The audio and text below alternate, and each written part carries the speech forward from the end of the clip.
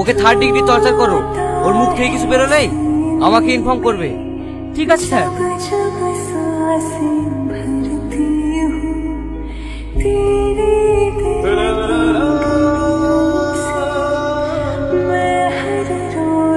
কি হলো মার?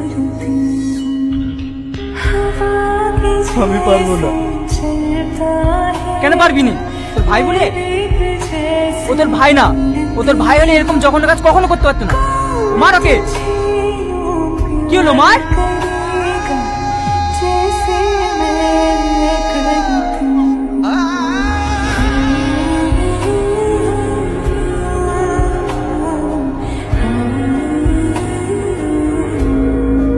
ম্যাডাম, টনিমা দেখা করতে এসছে। বলো এখন দেখা করা হবে না। খুব কান্নাকাটি করছে। ঠিক আছে, বেশিক্ষণ দেখা করতে দেবে না, জাস্ট 5 মিনিট। ঠিক আছে ম্যাডাম।